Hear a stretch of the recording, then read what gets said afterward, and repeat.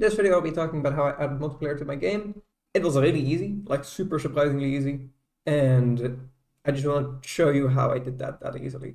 Alright, so here's the code for the multiplayer. I used a library called Facepunch Steam something or other. Is it in here? Steamworks. The Steamworks library made by Facepunch. I think it was Facepunch. The people who made Rust, basically. That's the library I use. You'll be able to find it somehow. It's pretty popular. Unity. Yes, Steamworks by Facepunch, I think. Yeah, because Sucker Punch was a different game development studio. Anyway, it's peer-to-peer, so basically I don't run any servers for it, which is ideal for this kind of game. And it's really basic and simple. So essentially all it does is, it's literally just sending some text with both your position, the angle of what like Y angle you're facing. So if you're like turn it out like this or like that, sending that over. Oh crap, I wasn't showing you the code the entire time. Hold up. Anyway, here's the code. It's a whole 115 lines long. If you want to make a game with lots of cool people and learn super quickly and like to have a great time in general, go join the Discord in the description and you'll learn way faster and you'll make a game for charity. Super cool. And we're doing it all as a big community, and then all the money we make goes to charity. So I'm making nothing off of this for the good of mankind. Now back to Gotta be sure. Full multiplayer, like this is all the multiplayer, by the way. This is this script, just the script. So basically it just like shows you send over your position, your angle, and your what else? It sends over some extra data too, like are you currently fishing, and which I don't actually use, so I'm kind of wasting some data there. Who cares?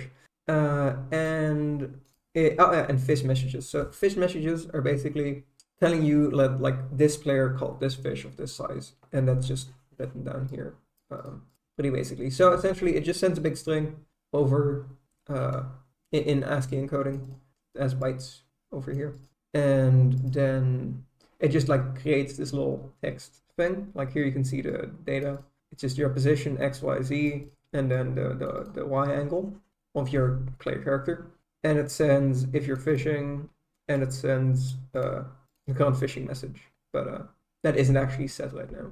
So yeah, and then it sends the fishing message nothing again. So if your fishing message is nothing, it just doesn't show a little icon. But yeah, so it's just a super basic, it's like the most basic possible system for multiplayer, but it works. People really liked it. I got some more sales from it, like a year after originally doing the 1.0 release, and yeah, people loved it. I think I got like 40 or something like. No, I'm not sure how many likes I got. Definitely got more than 40 sales from it. I think there was some new interest from the streamer as well. It's cool, a pretty decently big streamer, so that got me some more sales. People love this. Just a little heads up, I have no idea if this is the proper way of doing this code, but it works, and that's the most important thing.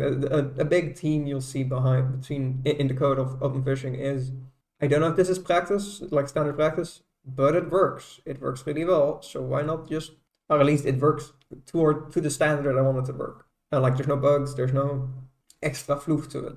And that's a really effective way to code your first game, because you don't know how to code that well, so you shouldn't try to do everything perfectly. You should try to be doing everything good enough. And good enough is actually good enough, you know? I kind of wish I had added this earlier on, but I'm also kind of glad I didn't, because it's kind of, it feels very difficult. I don't know if I had the technical skill at the start of development or like in the middle of development to actually do this in this simple of a way.